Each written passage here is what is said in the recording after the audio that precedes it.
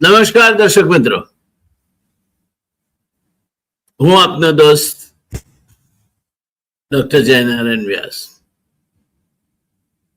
આજે એક એવા વિષયની વાત કરવી છે જે ભાગ્યે જ કોઈને ગમે છે. કોઈ પણ માણસને પોતે વૃદ્ધ થાય છે, ગરડો થાય છે, નથી ગમતું. ચિરંતન યૌવન જોઈએ છે.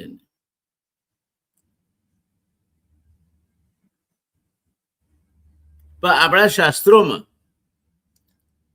100 વર્ષનું આયુષ્ય સમજીને એના 4 ભાગ પાડવામાં આવ્યા છે. પહેલો ભાગ છે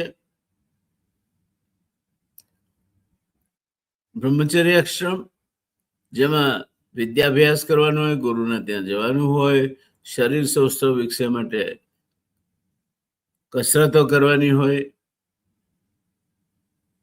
અને આવનાર જીવન માટે મજબૂતાઈપૂર્વક તૈયારી કરવાની હોય. એ 25 વર્ષ સુધી બ્રહ્મચર્યાશ્રમ કહેવાય. ત્યારબાદ 50 વર્ષ સુધી ઘર ગૃહસ્થીમાં તમારે સંડોવાનું, લગ્ન કરો, બાળકો થાય, સંસાર માંડ્યો, સંસાર ચલાવવાનો. એવું કહેવાય છે કે સંન્યસ્ત નિભાવવો સહેલો છે, પણ સંસાર ચલાવવો અઘરો છે. સંસ્કાર ગમે તેવા માણસને સંસાર તાવી નાખે છે. આધિ વ્યાધિ ઉપાધિના ત્રિવિધ તાપ ઘણીવાર એને એવો તો જકડી લે છે કે માણસ કંટાળી જાય. પણ ચડતું લોહી હોય, મિત્રો હોય, કુટુંબ હોય, નવી શરૂઆત હોય, નીકળી જાય. ત્યાર પછીની અવસ્થા આવે વાનપ્રસ્થાશ્રમ. એ 75 વર્ષ સુધી ચાલે.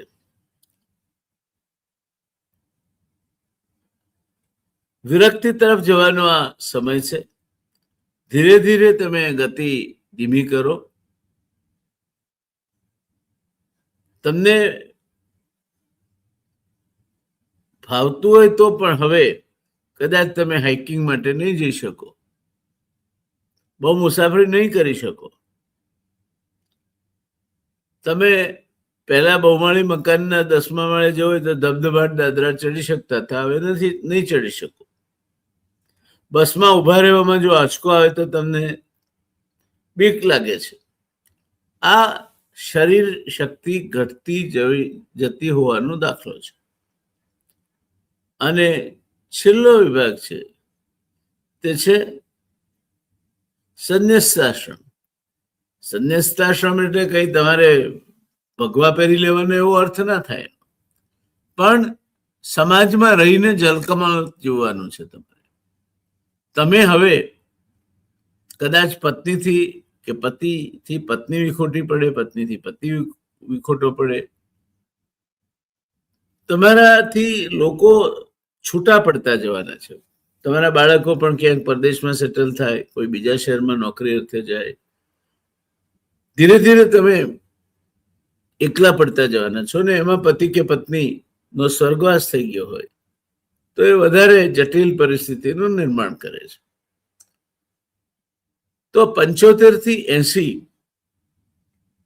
કઈ રીતે જીવવું, એના પડકાર સૌથી મોટો શું હોય છે?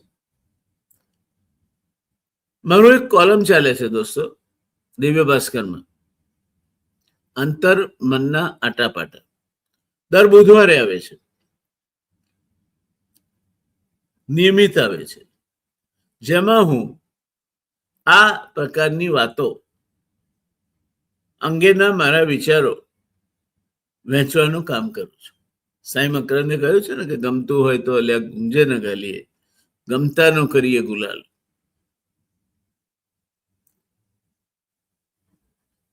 એટલે આ ગમતાનો ગુલાલ કરવાની પ્રક્રિયામાં મને એક વાર્તા વાંચવા મળી. અમેરિકાના એક રાજ્યની, બનતા કે મેસેચ્યુસેટ્સની સેન્ટ્રલ લાઇબ્રેરીમાં ઓડિટ અને નવીનીકરણની કામગીરી ચાલતી, રેકોર્ડ્સના નવીનીકરણની કામગીરી ચાલતી હતી, ત્યાં એક વાત ધ્યાન પર આવી એમના કે એક બેન ના નામે કાર્ડ હતું, એ કાર્ડ ઉપર નિયમિત પુસ્તકોની આપ-લે થતી હતી, પણ એ બેનની ઉંમર 103 વર્ષ હતી. નવાઈ લાગી એ લોકોને. કુતૂહલની વૃત્તિથી પ્રેરાઈને આ 3-4 જણા પેલી બેનના ઘરે પહોંચ્યા. તો હયાત હતી બેન. એમણે જોયું કે એની આજુબાજુના કબાટોમાં તો ચોપડીઓ ભરેલી છે, ક્યાંક ક્યાંક એને નોંધ મૂક્યો, એની ચમત્રીઓ પણ બહાર દેખાય છે. આનંદ થયો. એમણે પોતાની ઓળખાણ આપી અને કહ્યું કે અમને ગૌરવ છે કે તમારા જેવા વાચકો આ વયે પણ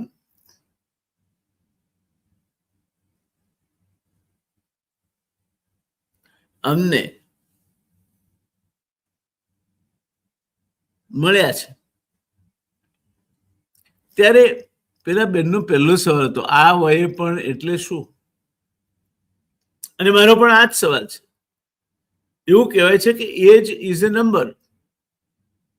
અહીંયા લાલ ચકરડામાં એક છબી બતાવી છે તમને.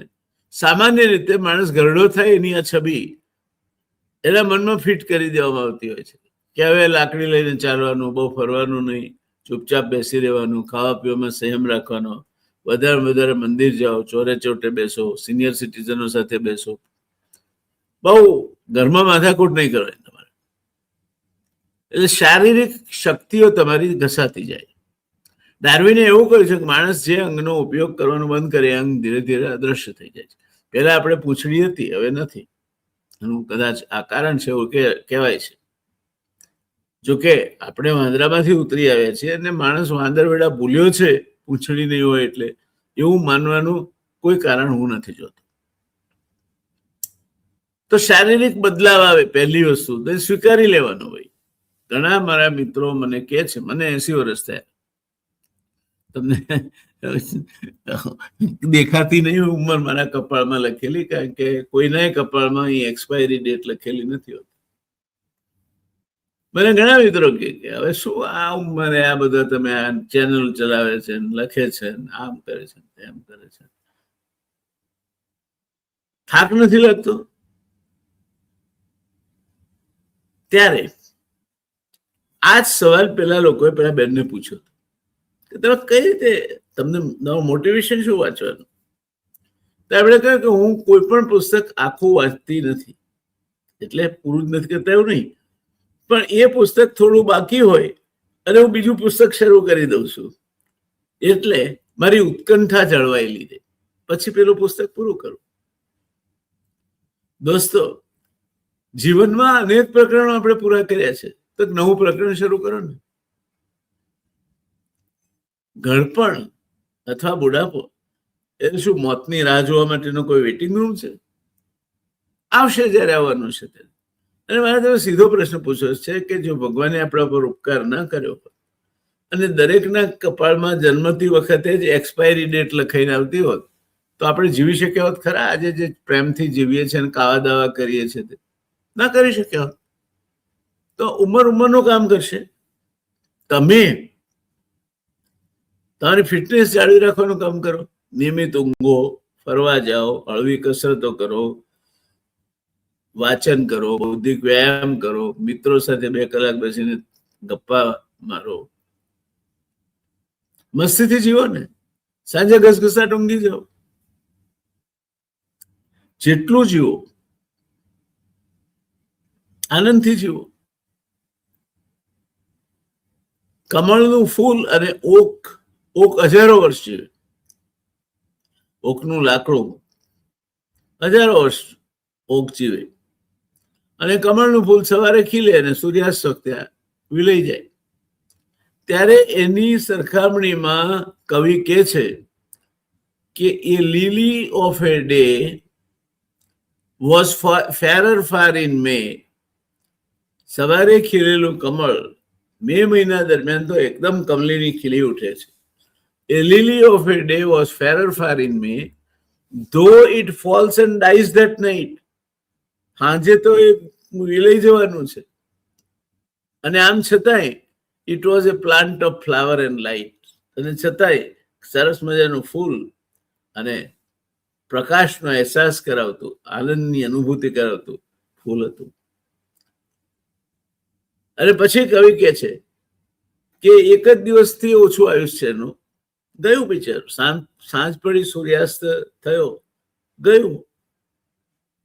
પણ કવિ કે છે કે in a small proportions we just beauty see, નાના નાના વાસ્તવમાં આપણને ઘણો આનંદ અને ઘણી સૌંદર્યતા જોવા મળે છે. In a small proportion V just beauty C, ગુજરાતીમાં કહેવત છે કે રંગના ચટકા હોય, કુંડા ના હોય. And a short measure life may perfect be, નાની જિંદગી હોય તો પણ એ શંકરાચાર્યજી જુઓ, વિવેકાનંદજી જુઓ, કવિ કલાપી જુઓ, હવે તો અનેક નામ હું કહી શકું કે જે 30 થી 32 વર્ષ 35 વર્ષે આ દુનિયા છોડી ગયેલા અને છતાં અમર થઈ ગયા. એટલે તમારે અમર થવું હોય, લોકોમાં તમારું નામ વર્ષો પછી ગુંજ્યા કરે એવું ઈચ્છતા હો, 100 વર્ષ જીવવાની નથી જરૂર. પણ તમે ગરડા થયા છો તો મજેથી જીવો ને યાર.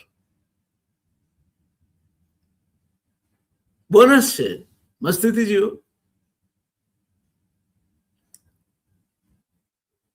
તમને જેમાં આનંદ આવે એવા કામ કરો અને તમારા કામથી બીજાને આનંદ આવે એવા કામ કરો, નડો રહી કોઈને.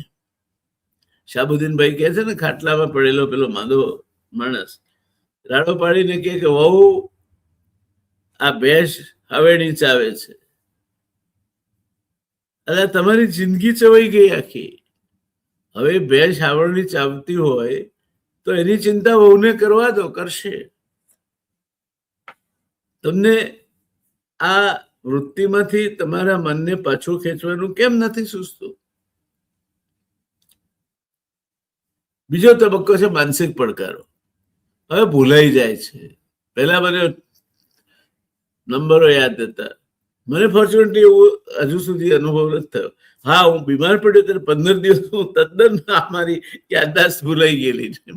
મજાની વસ્તુ થઈ ગયેલી. મારા ડાક્ટરો અત્યારે કેમ મિત્રો, તો એ લોકોને મજા પડી ગયેલી. મને એક શબ્દ યાદ રહી ગયેલો, તમારું નામ શું? તો સુરેશ. તમે નાસ્તો કોને કરાવ્યો? સુરેશ. ક્યાં જવું છે તમારે? ઘરે. તમારું ઘર ક્યાં છે? વડોદરા. વડોદરામાં મારું ઘર હતું, એ મારા મગજમાં ઘર કરી ગયેલું. બને એવું. માનસિક પડકારો નમવાના. કોઈ કહે છે મને પાર્કિન્સન થયો, કોઈ કહે છે મને ભૂલી જવાનો રોગ થયો છે, કોઈ કહે છે મને ઊંઘ નથી આવતી, કોઈ કહે છે મને વિચારો આવ્યા કરે છે. સાહજિકતાથી લો, આ બધું થશે. જરૂર પડે તો મનોચિકિત્સકને બતાવો. એમાં લોકો મનોચિકિત્સક અને ગાણપણનો ઈલાજ કરતા ડાક્ટરો વચ્ચેનો ભેદ જ એનો ભૂલી ગયા છે. મનોચિકિત્સક પાસે જવું એને લોકો એક તાબુ સમજે છે. ત્યાર પછી આર્થિક ચિંતા. તમે આયોજન નહીં કર્યું હોય તો સતાવશે. બે વસ્તુ નહીં કરતા. એક, તમે ઘરડા થવાના છો તો તમારી ને પત્ની માટે આર્થિક વ્યવસ્થાનું આયોજન કરજો. અને સાથોસાથ તમે સાથે ઘરડા થઈ રહ્યા છો, બેમાંથી એક આગળ જશે, એક પાછળ જશે. એમાં જો પત્ની પાછળ રહી ગઈ અને અત્યાર સુધી તમે છત્રી ઝાલીને એને જાળવી છે, તો એને બિચારીને તમારા શહેરના રોકાણ વિશે કઈ ખબર નહીં હોય, બેંકમાં જઈને સ્લીપ કેમ ભરાય કઈ ખબર નહીં હોય, છતાં પૈસે પરવશ થઈ જશે. માટે તમારી જીવનસાથીને આ તાલીમ આપો કે જે આ બેંકમાં પૈસા ભરી આવજે, જે આ બેંકમાંથી આટલું વિડ્રો કરી આવજે, જે આટલું આ કામ છે રજીસ્ટર આઈડી કરવું છે કરી આવજે, આ કુરિયરને બોલાવીને આપી દેજે.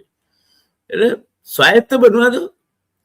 એને વાકેફ રાખો કે જો આ આપણા શહેર જે છે ને એ આપણે ડિમેટ કરાવેલા હોય, પણ એનું આ લિસ્ટ છે, અને ડિમેટ આ અમના ત્યાં છે ને એમના ત્યાં આ માણસ, એનો આ મોબાઈલ નંબર છે, આટલી કિંમત આજે છે, જે તે વખતે શું હશે તે પૂછી લેવાનું. અને વેચવા હોય તો એને તમે કહો એટલે વેચી નાખે, તમારા ખાતામાં પૈસા જમા થઈ જાય. ઇન્કમ ટેક્સ કાપીને પૈસા પછી આપણે જે કરવું હોય તે કરી દેવું. આ શીખવાડો તમે, નહીં તો કશી જ ખબર નહીં હોય.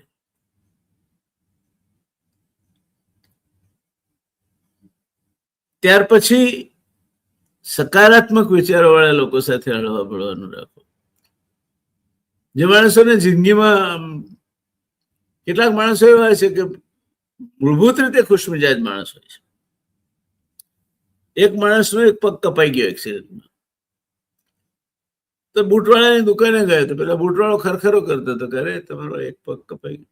અરે કે લોકોના બે કપાઈ જાય છે ભાઈ, મારો તો એક જ કપાય, તો મારા આ પગનો બૂટ આપ ને આ પગનું જે કઈ પ્રોસ્થેટિક કઈ બનાવટી જે કઈ કરવાનું હોય એ કર. મારી દયા ખાવાની કઈ જરૂર નથી, હું તો ચાલતો થઈ જવા માંગુ છું. હકારાત્મક, કેટલાક માણસો નકારાત્મક વિચારો જ ધરાવતા હોય છે. તમને તાવ આવ્યો હોય, તમારી ખબર કરવા આવ્યા હોય, એમાંથી તમારા જેવો તાવ કોને આવ્યો હતો પેલા, પછી એને મહેસાણા લાઇન્સમાં દાખલ કર્યા, 2-3 દાડા ડાક્ટરોએ બાટલા ચડાવ્યા, બધા ટેસ્ટ કરાવ્યા, કઈ સમજાયું નહીં. છેવટે અમદાવાદ લઈ ગયા મોટી હોસ્પિટલમાં, અને માણસ ગુજરી ગયો. અરે ભાઈ, આ હિસ્ટ્રી, પેલો માણસ જ ખાલી તાવ આવ્યો છે તો જલ્દી તમને કઈ નથી થયું, તમે 2 દિવસમાં દોડતા થઈ જશો. મારો એક સિદ્ધાંત છે, હું કોઈ પણ માદા માણસને ખબર કરવા જાઉં તો અચૂક કહું છું કે તમે પહેલા કરતા તમારા ચહેરા પર તાજગી દેખાય છે. This a good sign. તો જીવનનો આ પડકારજનક તબક્કો છે, એ તબક્કાને એ રીતે જ જીવવાનો તમારે. તો નકારાત્મક વિચારો ધરાવતા લોકોને હરિઓમ દત્સત કહી દો. સામાજિક એકલતા નહીં પડવા દેતા. ઘરે બેઠા બેઠા એકલા વિચાર કરો કે હવે તો એક જમાનો હતો કે જયારે 5-25 માણસો આપણે ત્યાં ડેલીએ બેઠા હોય, વાતો થતી હોય, મારી સલાહ લેવા આવતો હોય. હવે કોઈ નથી આવતું, પણ નહીં જ આવે. તમારા મોટા ભાગના તો ઉપર પહોંચી ગયા છે. કેટલાક હશે પોતાના સંતાનો સાથે રહેવા અમેરિકા કે મુંબઈ કે બીજે ક્યાંય જતા રહ્યા છે. એટલે તમે એવી સામાજિક પ્રવૃત્તિમાં ધ્યાન આપો. મારા એક મિત્ર છે યોગેશભાઈ ચુડગર, એ પોતે પણ 85 વર્ષ વટાવી ગયા છે. આના જુદા જુદા વૃદ્ધાશ્રમોમાં જાય. કોઈ વખતે બધાને બસ કરીને તીર્થયાત્રા કરવા લઈ જાય, કોઈ વખતે બધાને મેડિકલ તપાસ કરાવે, અને કઈ ના કરે તો બધા સાથે બેસીને વાર્તાઓ કે મજા કરે છે. એમને મજા આવે છે અને પેલા વૃદ્ધોને મજા આવે છે. એટલે સામાજિક એકલતા નહીં પડવા દેતા. અરે એવી પણ અપેક્ષા નહીં રાખતા, કારણ કે તમારા સંતાનો એમની કારકિર્દીના મધ્યાહને હશે એ વખતે. એટલે તમે એવી અપેક્ષા રાખો કે મારી હાથે 2 કલાક બેસતો નથી મારો દીકરો, તો નહીં બેસી શકે, એની મજબૂરી છે. અને તમારે જરૂર શું છે બેસાડી? જીવનનું ધ્યેય અને અર્થ સમજો. તમે ધાર્યું તું એના કરતા સારું થયું છે, નથી થયું તો કઈ નહીં, હવે થવાનું નથી. હવે ક્યાર સુધી એનો અફસોસ કરવાનો? આ પાણીનો ગ્લાસ તમે લો, કાચનો હોય તો અહીં નથી પણ તાંબાનો છે. આ પાણીનો ગ્લાસ, એમાં અડધું પાણી ભરેલું હોય ને હું કોઈને બતાવું તો શું કે કાં તો ગ્લાસ ખાલી હોય તો કે ખાલી છે, કાં તો કે અડધો પાણીથી ભરેલો છે. પણ એક ત્રીજો જવાબ પણ છે દોસ્તો, યાદ રાખો કે આ અડધો પાણીથી ભરેલો ગ્લાસ એક ખોટો જવાબ છે. તમારો ગ્લાસ અડધો પાણીથી ને અડધો હવાથી ભરેલો છે. જવાબ કંઈક આવો છે. તો તમે એ પેલો અડધો હવાથી ભરેલો છે ભાગને શું કરવા ભૂલી જાઓ છો? ખાલીપો શું કરવા અનુભવો છો? અને કોઈક એવો શોખ રાખો કે જેમાં ખોવાઈ જવાય. સિનેમાના ગાયનો છે, અને જેને વૃદ્ધાવસ્થાની અમુક પરિસ્થિતિ તમને એનાથી બહાર, હું ક્રિકેટ રમવાનો શોખ રાખું તો 75 વર્ષે હું ક્રિકેટ નહીં રમી શકું. ટેનિસનો શોખ રાખો તો કદાચ નહીં રમી શકું, પણ જૂના હિન્દી ફિલ્મના ગાયનો રમવાનો શોખ રાખો, રમી શકીશ. કેરમ રમવાનો શોખ રાખો, રમી શકીશ. ચેસ રમવાનો શોખ રાખો, રમી શકીશ. કોઈ પણ શોખ જીવનમાં એવો પાડો કે જેને તમારી ઇન્દ્રિયો ના સહકારથી વૃદ્ધાવસ્થામાં પણ તમે માણી શકશો. અરે તારા છોકરા સાથે અંતખેડી રમો ને. તમે તો આમ તો ગાયનો ઘણા રાગોડતા હતા. હું તો ગાતો નથી, કારણ કે મને ગાતો કોઈ સાંભળે તો અડધું ઓડિયન્સ ઓછું થઈ જાય. તમે તો ગાતા હતા. તો અંતખેડી રમો બાળકો સાથે. પણ ના, બાળકો સાથે અંતખેડી નથી. બાળકો તો ઘડિયા પૂછવા છે, આપણે પ્રશ્નો પૂછવા છે, શું શીખ્યો નિશાળમાં. અરે જવા દો ને યાર, તમારે એના મા બાપ છે, ભણાવશે, શિક્ષક છે, ભણાવશે. તમે શું કરવા ચિંતા કરો છો? તો પેલું છોકરું તો સાથે બેસતું બંધ થઈ જશે. એની સાથે એની ભાષામાં વાત કરો, એને કલ્પનાના પાત્રોને મળો. તમે મેં એક બિલાડી પાળી છે, એ રંગે ઘણી રૂપાળી છે. ઘી ખાય, દૂધ ખાય, દહીં તો ચપચપ ચાટી જાય. એના ડીલે દાગ છે, એ મારા ઘરનો વાઘ છે. હવે આપણે કેટલા આનંદથી ગાતા હતા. ફરી ગાઓ, બાલ્યાવસ્થા જ છે વૃદ્ધાવસ્થા. એ બાળકોની પાસે બેસાડીને ગાઓ સમૂહ ગીત તરીકે. સમૂહ ગીત તરીકે શ્રવણની વાર્તા તમને આવડતી હોય અને એમને રસ પડતો હોય તો એ ગાઈ સંભળાવો. શ્રવણ કાવડ લઈને ફરતો, સેવા માત પિતાની કરતો, તીર્થે તીર્થે ડગલા ભરતો, શ્રવણ જાય જાય જાય. પૃથ્વીરાજ ચૌહાણની વાર્તા ઇતિહાસ શીખવાડો. પણ તમે ભણાવો છો એ રીતે નહીં. એ લોકો ઓતપ્રોત થઈ જાય, પૂછે દાદા પછી આગળ શું થયું? તમારો તમે સફળ છો. અને તમારી અડધી વાતે ઉઠીને ચાલવા માંડે તો હરિઓમ તત્સત. ફરીથી આ પ્રયોગ નહીં કરવાનો. આપણે છોકરા પર ગુસ્સે નહીં થવા. એ નથી ગમતું. બાળક પ્રમાણિક છે, એ નથી ગમતું, નથી બેસતું તમારી હાથે. અચ્છા, તમને ટી શર્ટ પહેરવાનું ગમે છે અને તમારું શરીર સપ્રમાણ છે તો પહેરો ને ભાઈ. તમને કોઈ કોણ કહેવા વાળું કે આ ઉંમરે પહેરાય કે ના પહેરાય? આ ઉંમરે મર્યાદા ન જળવાય એવા કપડા ના પહેરાય. એ એક જ વાત ધ્યાનમાં રાખવાની. અને કપડા ખરાબ લાગે આપણને. કેટલાક માણસો કપડા એવા પહેરતા કે કપડાથી ખરાબ, વધારે ખરાબ દેખાય. એમના મનમાં કે આપણે ફેશન કરીએ છીએ. એટલે તમને અનુરૂપ કપડા જે લાગતા પહેરાય. તકલીફ શું છે? ત્યારે સમજી લો દોસ્તો કે તમારી શારીરિક તાકાતમાં ઘટાડો થવાનો છે. હાડકા, સ્નાયુ અને સંધિવાની સમસ્યાઓ વધી શકે છે. થાક લાગશે, ગતિમાં મર્યાદા અનુભવાશે. પહેલા ઓછા રોટલી ખાતો હતો ને હવે તો 3 નથી ખવાતી. નહીં ખવાય. શું કરવું છે? 6 ખાઈ તમારે. 6 ખાતા હતા એ વધારે હતી. તમે 3 એ વખતે ખાધી હોત તો તે વધારે સુખી હોત. તો જેટલું ખવાય એટલું આનંદથી ખાઓ. એક સૂત્ર યાદ રાખો કે it is not what you earn. તમે શું કમાવો છો અગત્યનું નથી. It is what you save makes you rich. તમે જે બચત કરો છો એ તમને પૈસાદાર બનાવે છે. Similarly, it is not what you read, what you understand makes you wise. તમે ગમે તે વાંચો છો અને એમાંથી અંદર કશું નથી જતું તો એ અંદર જશે, તમે સમજશો તો તમને જ્ઞાન મળશે.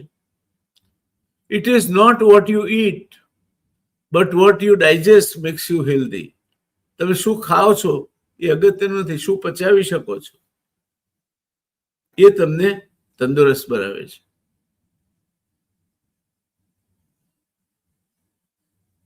It is not what you spend, what you save makes you rich. પહેલાનાથી તદ્દન વિરુદ્ધ. It is not what you earn, what you save makes you rich. Similarly, not what you spend, what you save makes you rich. આ નાના નાના સૂત્રો મનમાં બનાવવાનું, મજા કરવાના. બગીચા કામનો શોખ હોય, ઘરે બગીચો હોય તો કોઈને ન નડો એ રીતે. પાછો માળી કંઈક હારું નાખીને ગયો હોય, તમારા પુત્ર વધુને એ છોડનો શોખ હોય તો તમે બાગકામ કરતા કરતા કાઢી ન નાખતા. પણ તમે ચોક્કસ એવું કરી શકો કે લજામણી મનામણીનો છોડ વાવી અને બરાબર ઉછરે તારા બાળકોને બતાવી શકો, જો આને અડો ને એટલે શરમાઈ જશે, આ લજામણી મનામણી છે. તો તમે શોધતા શોધતા આવશે. પછી પૂછશે, દાદાજી આપણા બગીચામાં પેલો બીજો એક છોડ છે જેને લાલ ફૂલ આવે છે, એ શું કહેવાય? તમે કહી શકશો કે જાસૂદ કહેવાય. Develop interest in your life. આ જીવન ભગવાને બહુ સમજી વિચારીને તમને આપ્યું છે. એમાંથી તમે શું લેશો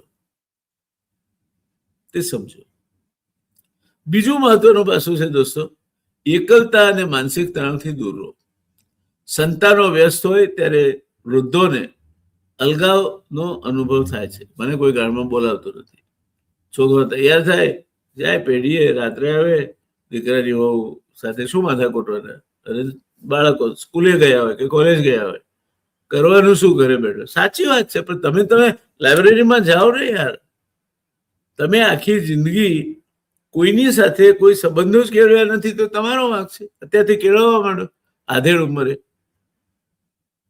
અને સમજવું જરૂરી છે, પરિવાર સાથે વધુ સમય વિતાવવો, સમાજમાં જોડાવવું અને રુચિઓ અપનાવવામાં મદદ મળે એ જરૂરી છે.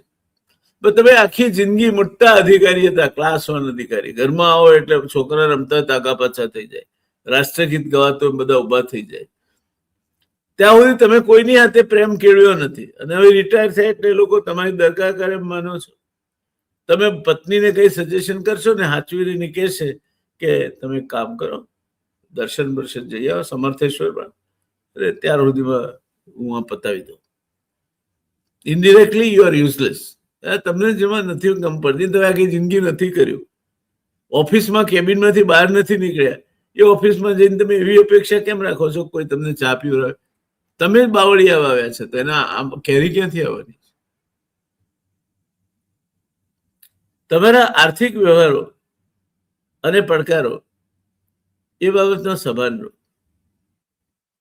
આપણું ખમીસ સીવડાવવું હોય તો એટલું જ કપડું જોઈએ, જેટલું કપડું હોય એ માપનું જ ખમીસ સીવડાવે. તો આપણું આર્થિક આયોજન એ યોગ્ય હોવું જોઈએ. આ માટે વહેલી તૈયારી કરવી જોઈએ. પેન્શન આયોજન અને પરિવાર સાથે ચર્ચા કરી અને સરકારી યોજનાઓનો લાભ લેવો જોઈએ. સંસ્કૃત ઉક્તિ છે આના માટે, અતિતમ કાર્યમ ન શોચતી, અતિતમ કાર્યમ ન શોચતી. ગુજરાતી અર્થ થાય, વીતેલા સમયનો શોક ન કરો. એવું એ જ કહ્યું છે કે ગતમ ન શોચામી ગૌતમ ન મન્ય.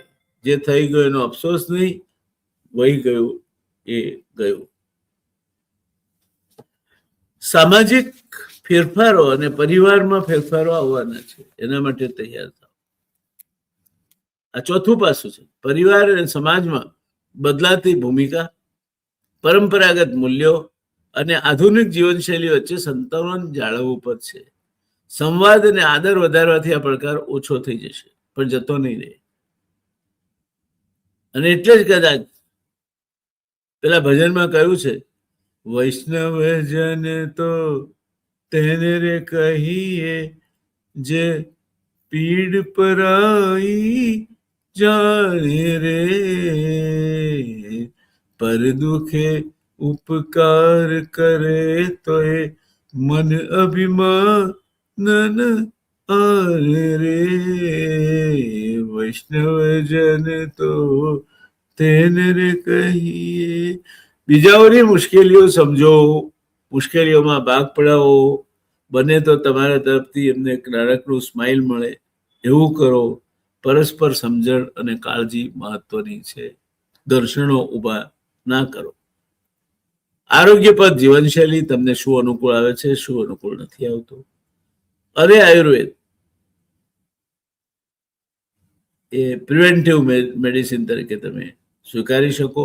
નાની હળવી કસરતો, યોગ, પ્રાણાયામ, લાફિંગ ક્લબમાં જાઓ, થોડુંક બગીચામાં ચાલી નાખો, રોડ પર નહીં જતા, નહીં તો કોઈક તમને આંટી દેશે, પણ બગીચામાં 2 આંટા મારો, બેસો બધા સાથે. એક જૂથ હમણાં મેં જોયું અહીં મારા ઘરે જતા એક બગીચામાં, એ લોકો નિયમિત મળે છે અને અંતકડી રમે, ગાયનો ગાય, વાતો કરે, ચર્ચાઓ કરે, મજા કરે છે. તો આવું આપણે ના કરી શકીએ? અમારું રોકાણ તો કઈ કરવાનું નથી. દોસ્તો, 70 થી 75 વર્ષનો સમય પડકારો સાથે આવે છે, પરંતુ તેને સમજીને અને તૈયારી કરીને આપણે એને સારો બનાવી શકીએ. આ સમય કદાચ એવો છે જ્યારે તમારા જીવનસાથી વિદાય થાય છે. આ સમય એવો છે કે એના કારણે તમે એકલા પડો છો. આ સમય એવો છે કે જ્યારે તમારા સંતાનો એમને પાંખો આવી ગયો છે, એમની કારકિર્દી માટે બોમ્બે કે અમેરિકા જતા રહે છે. પરિવાર અને સમાજ તરીકે આપણે આપણી જવાબદારી નિભાવવાની છે. એટલે આજે તમે, મારે જે લોકો વૃદ્ધો નથી એમને કેવું છે કે તમે વૃદ્ધોને આદર અને સમર્થન આપતા શીખો. આજે ભલે તમે વૃદ્ધો નથી, આજે તમારું શરીર જોમથી અને તંદુરસ્તીથી મસ્ત છે, શક્તિથી ઉભરાય છે, કાયમી નથી એવું રહેવાનું. અને છેલ્લે દોસ્તો, વૃદ્ધોનો અનુભવ જ્ઞાનનો ભંડાર છે. હું તમારી સાથે આટલા બધી વાતો કરી કેમ? તો બધા બધું પસાર થયો જ ભાઈ. એટલે મેં તમને માત્ર ને માત્ર મારા અનુભવમાંથી કેટલીક વાતો કહી. વૃદ્ધોનો અનુભવ ખૂબ મોટું વાત છે. એક હમણાં મેં મારા બીજા કાર્યક્રમમાં કહી હતી વાત, ભલે પુનરાવર્તન થાય, તમને કહેવી છે મારે. એક પરિવારમાં લગ્ન પ્રસંગ હતો, જાન જવાની હતી સામેના ગામ, પણ વેવાઈ એવું કહેવાયું હતું કે 55 વર્ષથી વધારે કોઈને ઉંમરવાળાને જાનમાં નહીં લાવતા. એટલે બધા બિચારા ઘણા રહી ગયા. પણ છોકરાનો દાદો ખખડતા છે કે ના, મારે તો આવવું પડે, મારા વ્યાજનું વ્યાજ છે, હું ના આવું જાનમાં તો કોણ ચાલે. પેલા એના દીકરાએ કહ્યું કે ના કઈ છે વેવાઈ, એટલે ના કઈ છે, તમે કેમ સમજણ નથી પડતી? તમારે નથી આવવાનું, બીજા નથી આવતા, તેમનું ખોટું લાગે ને તમને લઈ જઈએ તો એ સારું. પણ જમાનાનો ખાધેલ માણસ એટલે પેલી એસટી જે કરી હતી ચાર્ટર, એ એસટીમાં પાછળની સીટની પાછળ જઈને તૂટીઓ વાળીને સંતાઈ ગયો. જાન ઉપડી, વાજતે ગાજતે લગ્ન ગીતો ગાવા માંડ્યા.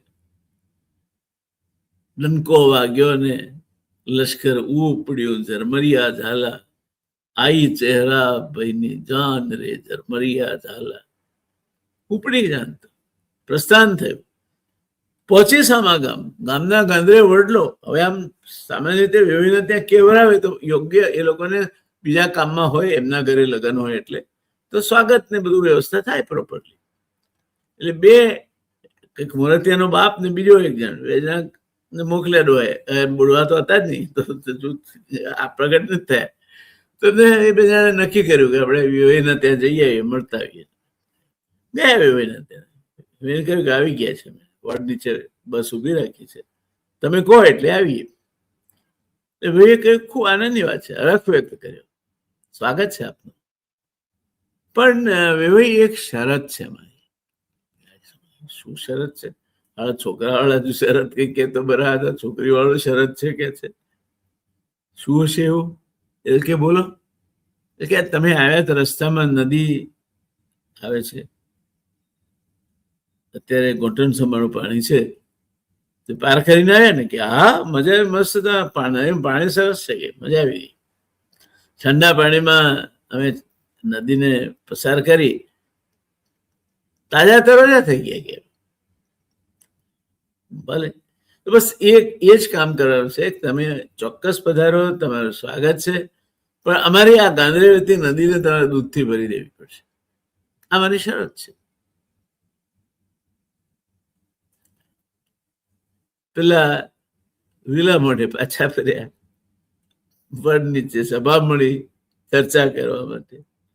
ત્યારે પેલા મારા જેવો પેલો બુઢિયો બહાર નીકળ્યો,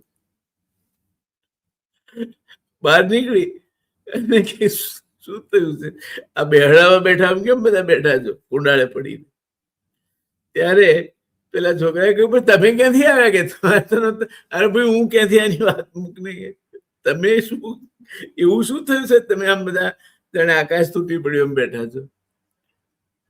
તો કે આવે આવું કહ્યું છે કે નદીને દૂધથી ભરી દો અને પછી આવો.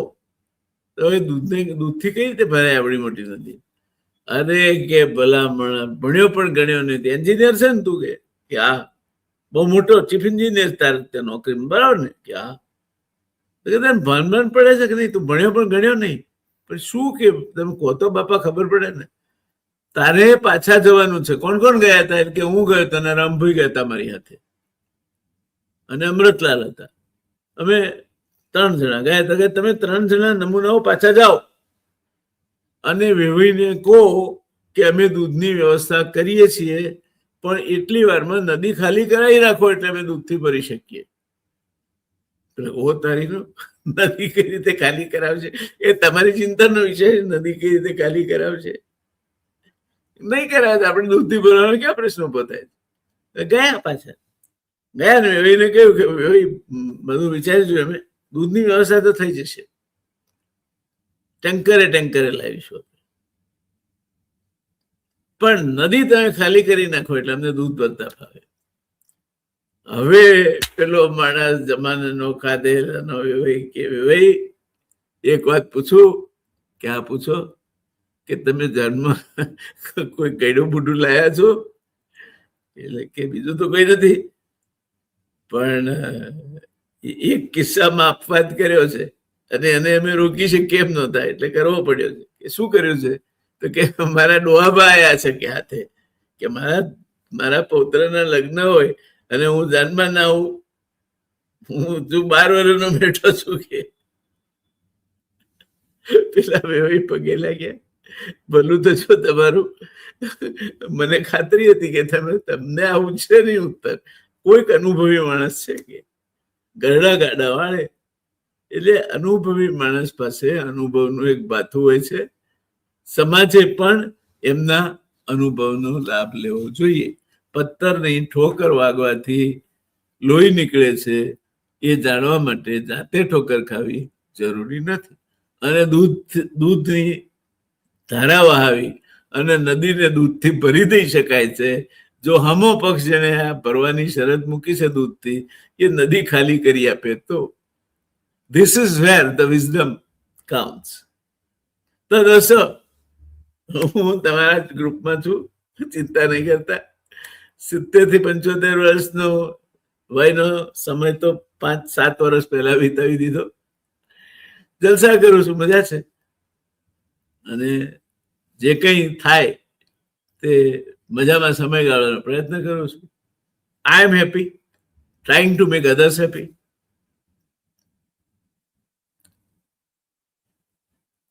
તો બસ આજે આટલું જ. રાજી રહેજો અને જેમના ઘરમાં વૃદ્ધો છે બધા સાથે બેસીને આ કાર્યક્રમ જોજો, તારા ઘણા બધા પ્રશ્નો સોલ્વ થઈ જશે.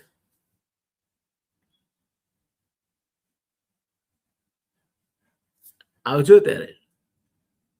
હું તમારો દોસ્ત જયનારાયણ વ્યાસ, ધ રિયલ ડિબેટ ચેનલ માટે. ધન્યવાદ.